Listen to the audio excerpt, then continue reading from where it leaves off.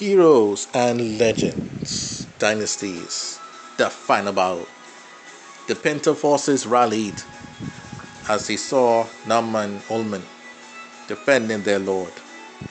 Inax, who was one of the lieutenants of Richard's house, make way and make do of Reaper Royal, who was the relative of one of the failed royal powers of the dimensions. Reaper tried her hardest to fight. However, this was to be her final battle. All she wanted was to have a sense of belonging and purpose. But her destiny was to die in this war world. April, not to be outdone, used her powers and might to defend herself against the mage Penny, who couldn't lay a single magic attack on April. This gal is insane, Penny thought. April then was going to use her full power, but Penny said, it's time for me to dip, and so she ran away. Taking her place was Lorne Lope, who was now the new leader of the Low since her lord Balfour was dead. Lord Lowe then tried to kill April and destroy one of the Pinta houses. However, April was not going to allow that to happen. She used her inner strength to beat back Lorne Lowe. Lauren was completely outwitted and outmatched, and lost her life as a result. Jonathan, the great spearman, not wanting to see others outmatch him, fought off against the cool guy of the Colonelina Insurance, Jeff. The two forces began to fight one another. However, Jeff's cool demeanor was trying to outcool Jonathan, who didn't give a damn about coolness. All he wanted to do was win and defeat his enemies. Jeff stood no chance.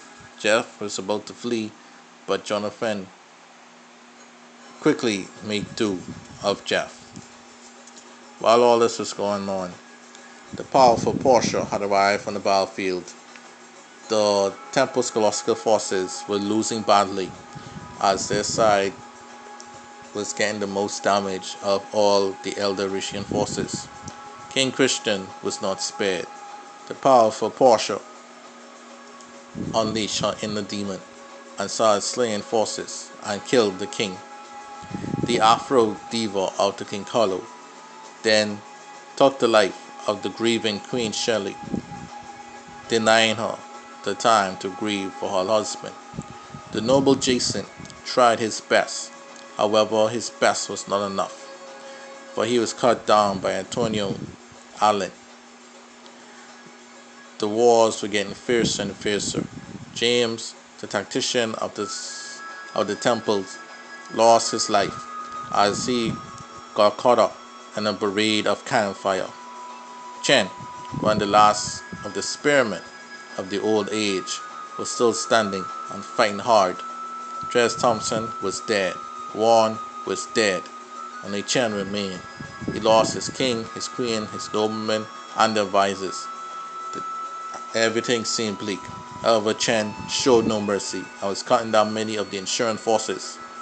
However, Hera's son, Melkor, had come. In the name of King Carlo, I will slay you now. What? An Orician? Working for the King Carlo? What is this? Chen was caught off guard, but he used his remaining strength to try to kill Melkor. Melkor then stood there and grabbed Chen's spear. Chen couldn't believe it. He broke Chen's spear in half mid-air and forced Chen to the ground. Chen then picked up both sides of his spear and tried to fight Melkor with it. But Melkor then was lightly dodging all the attacks with little to no effort. And then Melkor then punched Chen in the gut and then blasted Chen's face off, killing the great warrior. And Dixie, the diva, was trying hard. Her troops were dead. However, she fought bravely to the very end. She killed many of the enemy troops. However, the leader of the Atlan Insurance, Angie Cg, saw an opportunity for glory, and so she took it. She rode on a motorcycle and used her sword to cut the head of Dixie while she least expected. Dixie was dead. Chanel was fighting against the giant Leslie, but she was being pushed back. And so the powerful Luther, with his gunplay of the Guardian, stood on a high mountain and sniped Leslie, killing her. Iron Mike was killing enemy troops where he saw his wife was dead. He rushed up to Chanel thinking it was her. Ben Luther once again covered Chanel's back and used his powerful gun to shoot out Iron Mike's guts. Mike was dead. Seymour was the last one standing of the temple, and Seymour was fighting against the Green Kichuru Tim. The Kichuru will rise again, this time under the rule of the Guardian. I refuse to lose. Seymour fought hard and used his inner strength. All those that had died before him, his friends, his comrades, in the Holy War and now this war. He refused to let some delusional Kichuru defeat him. A man named Tim, please. And Seymour grabbed a battle axe he saw on the ground and then took off the arms of Tim before slicing Tim's head off. After that, Seymour began to fight bravely against the enemy troops that surrounded him, full of anger and remorse that his whole countrymen had died in this one battle. While all this was going on, Imisu of the UDN and Baja, one of Kibana's oldest and closest allies from since she was a little girl, was fighting Sol, the co-leader of the Bath Health Fund Insurance.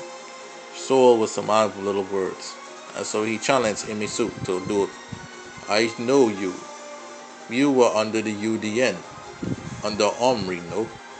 Is that what you say to me? Is that all? That's all I am to you?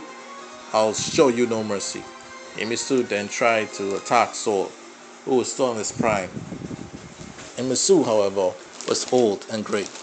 Imisu tried, but he kept failing and falling. Sol then tried to put Imisu out of his misery, but Imisu would not go down without a fight. The two men squared off. However, Sol was too quick. He jumped on the back of Imisu and broke his back.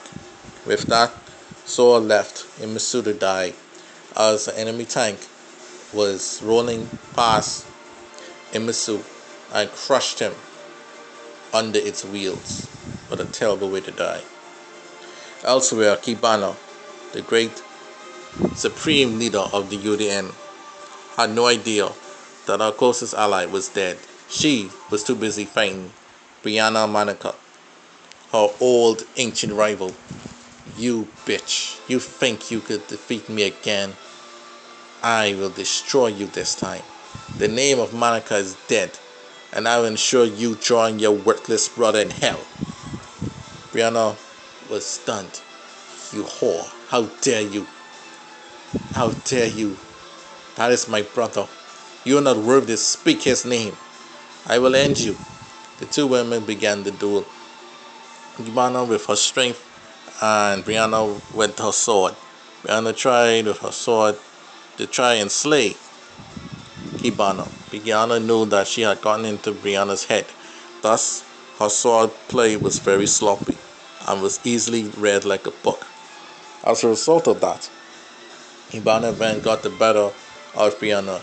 She then knocked away Brianna's sword and then picked up a blaster that was on the ground and slid on her knees underneath Brianna, shooting Brianna up and down all over the place from the ground up.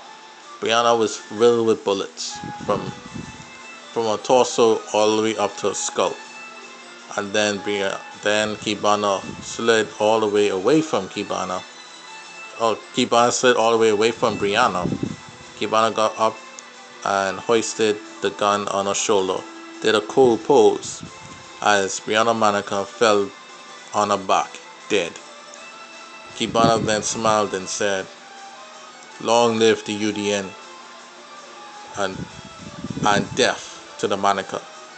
With that, the Manican leadership of old was dead and gone.